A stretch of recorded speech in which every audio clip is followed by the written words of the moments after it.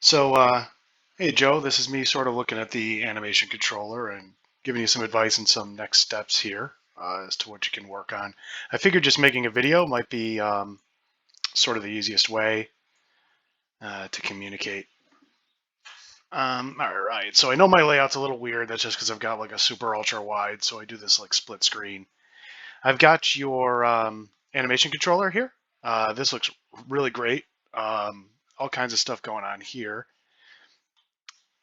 Um, what you want to work on, if you click on these arrows that sort of show your transition between the states, this is where you add triggers. I think they call them parameters, as to how one state transitions to another. So you'll see you've got the arrow that's going from the idle state to this crouch idle state, for instance. If you want to add parameters, and I think they're universal actually for all of these transitions, that's over here at the top of the animator. You have parameters, and you can add a parameter. There's float, integers, booleans, and triggers. 95% of the time, you'd want to use a boolean in this case. There are some uses for triggers, but those are sort of some more complicated animation controllers. We might wind up needing those for, I don't know, a state or two out of our whole machine, but in general, you're going to want to add a boolean. So for instance, I'm going to call this crouching. And it being a Boolean would mean, is he crouching or is he not crouching? And so you would add that to this transition here. And where you would find that to make it specific to that transition is over in the inspector. You can see when I highlight this transition, it turns blue. And then it has the information for that transition in your inspector. And the conditions that you want to be true to transition into that state are listed here. So you would, for instance, add crouching. So when crouching is true, it'll transition from idle to crouching. Now, that's definitely a very oversimplified overview of what would actually happen because the logic is a bit more complicated than that. For instance, you don't want him to crouch when he's in the middle of the air. So you would have like a grounded state or something like that that would be added to the parameters. And then, yeah, you combine those logics to figure out, okay, at what point can he go from this state to this state?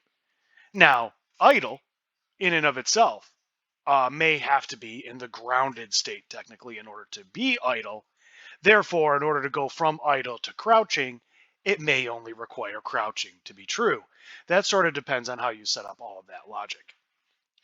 And so that's sort of how you handle the triggers to navigate your way through from one state to another in here. And then you'll actually see it actively as the game's playing when someone presses a button and then say crouching becomes true. You'll see this box get checked blue. And then you'll actually see within this controller, you'll see it transition to this state. And so then programmatically, what has to happen within the code in order to make this work is rather than calling an animation, you call one of these parameters and you change it. So instead of saying, hey, well, let's call the crouching animation, you say the crouching parameter is now true.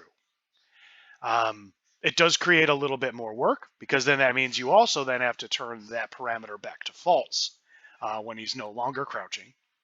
And there's some ways if you talk with Nick and Kyle as to how to sort of set up this logic. They already have all that logic in there built in.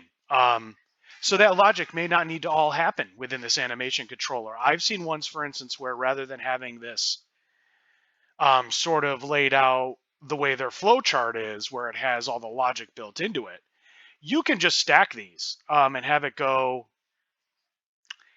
and have them like not even connected at all, and just have it so, okay, if jump short is true, he'll jump short. If jump long is true, he'll jump long. If crouch is true, he'll crouch.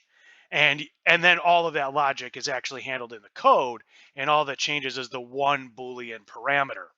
And then this will trigger the actual animation But all that's programmatically happening is just a single Boolean rather than the logic within here.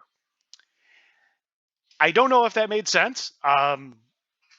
There's kind of a lot to it. I watched a couple videos that kind of got me to that point within the Wolf controller. The one other thing that I'd like to mention is over here, when you click on one of these transitions, also over here where it has the conditions, it has this this blend graph. I kind of was mentioning this to you when we were talking in a group or something of that nature, but I since I didn't have it in front of me, I don't know that I really communicated it well. This graph shows how one animation transitions to another animation, and you can zoom in here and you'll sort of see a timing. So on the left, this top blue bar here would be the idle animation, and then the bottom one is the then crouch idle. And what Unity tries to do by default is blend the one animation to the other.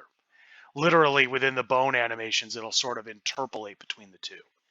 You actually don't want this. And I think it's really silly that they do this by default.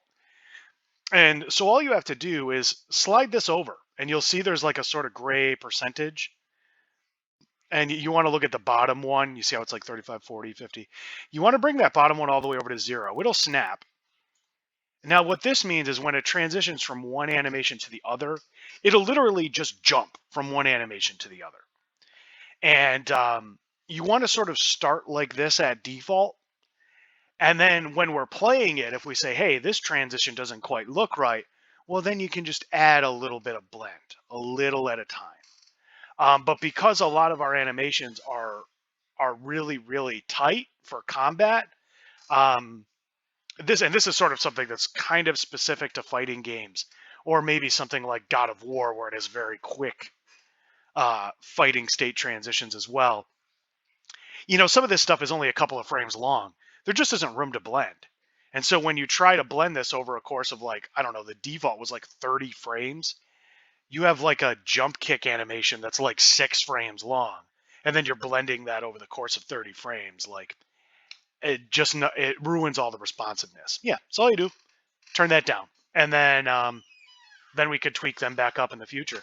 And I think that's really about all I've got to say. And what you'll notice is when you click on these transitions, the list of parameters, it doesn't change. So these parameters are global for the entire animator because of things like I mentioned, grounded. Grounded would affect all of them, or I don't know, blocking could maybe do something, or if you had 2 buttons where you have to hold one button and hit another button, that's why it's sort of global, these parameters. Yeah, I'll pass this on to you. Hopefully this helps. Later.